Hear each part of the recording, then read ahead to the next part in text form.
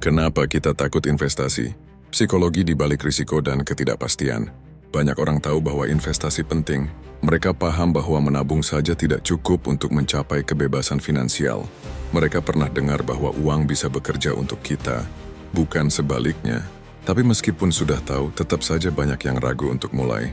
Mereka takut rugi, takut salah pilih, takut ditipu, atau bahkan takut karena terlalu banyak yang tidak mereka mengerti. Lalu, kenapa investasi terasa begitu menakutkan? Jawabannya bukan sekadar karena kurang informasi, tapi karena secara psikologis, otak manusia memang tidak dirancang untuk merasa nyaman dengan ketidakpastian. Kita cenderung lebih memilih sesuatu yang pasti, meski hasilnya kecil, daripada sesuatu yang berisiko, meski potensinya besar. Ini disebut loss aversion, kecenderungan untuk lebih takut kehilangan daripada senang saat mendapat keuntungan.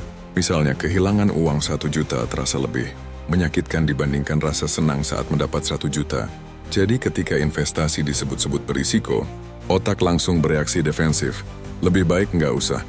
Selain itu, ada yang namanya status quo bias, kecenderungan untuk bertahan dalam situasi yang sudah dikenal, meskipun tidak ideal. Kita tahu uang di tabungan tidak bertumbuh, tapi karena sudah terbiasa menabung, kita merasa itu aman dan cukup. Kita takut keluar dari zona nyaman, takut membuat keputusan finansial yang terasa besar. Dan karena investasi seringkali melibatkan banyak istilah asing, seperti saham, reksadana, kripto, obligasi, banyak orang merasa seolah mereka harus jadi ahli dulu sebelum mulai. Padahal kenyataannya, belajar sambil jalan adalah bagian dari proses itu sendiri. Ketakutan juga datang dari pengalaman masa lalu atau cerita orang lain. Kita mungkin pernah dengar kerabat rugi karena saham. Di satu sisi, kita lihat orang-orang pamer cuan luar biasa, membuat kita merasa tertinggal.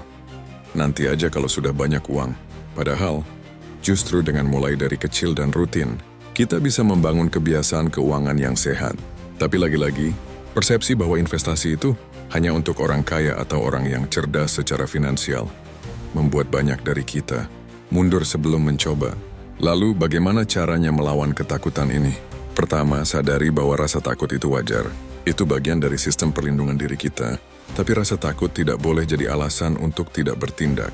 Kita bisa belajar mengelola ketakutan itu, bukan menghindarinya. Jadi jika kamu merasa takut untuk mulai investasi, ingat ini, kamu tidak sendiri. Tapi kamu juga tidak harus diam di tempat. Karena satu langkah kecil hari ini bisa jadi perbedaan besar di masa depan. Bukan soal seberapa besar uang yang kamu punya, tapi seberapa berani kamu mengambil keputusan untuk masa depanmu sendiri.